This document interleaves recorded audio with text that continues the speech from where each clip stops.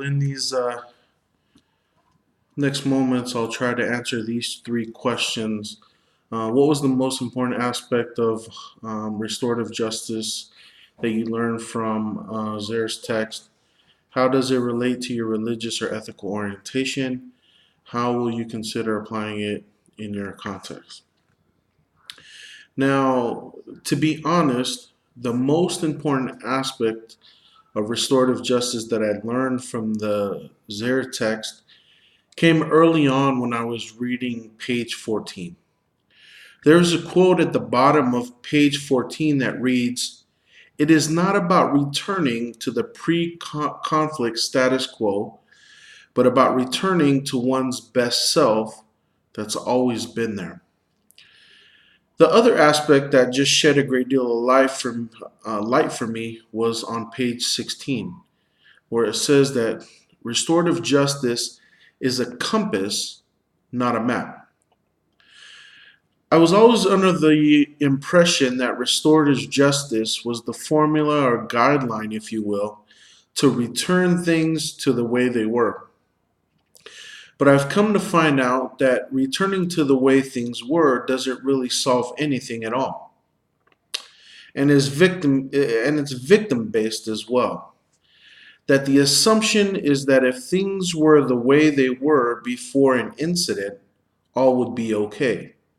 Like there was this utopia that existed, but that doesn't really say much about the perpetrator and what might be festering in their life that would have caused them to act out in such a behavior.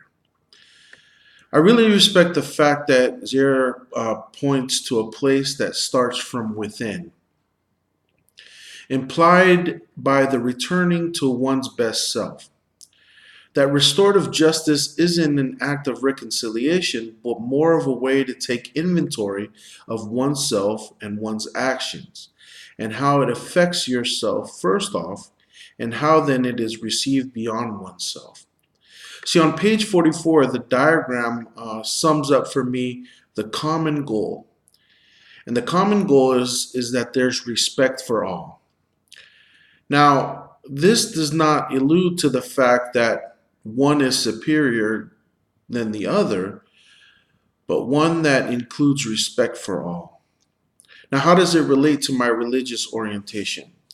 Well, first, it brings into question my motives or beliefs, if you say, or if you will. A lot of times, to be honest, there's an underlying notion that my faith has all the answers. But what is that really saying? My faith tradition is heavily bound in forgiveness and reconciliation. Although this may be an aspect of restorative justice, but according to Zaire, restorative justice is not primarily about forgiveness and reconciliation, that the end goal is much deeper than that, I think. I think that as I relate this to my religious context, returning to my best self addresses why I would have compromised this state of being and put myself in a position to face forgiveness and reconciliation. Well, this is all new to me. I'm not sure if I'm answering the question, but one thing I do know is that if I recognize restorative justice as a compass rather than a destination on a map, I can apply it in a way that keeps me on a path that leads from a place where one best self is true north.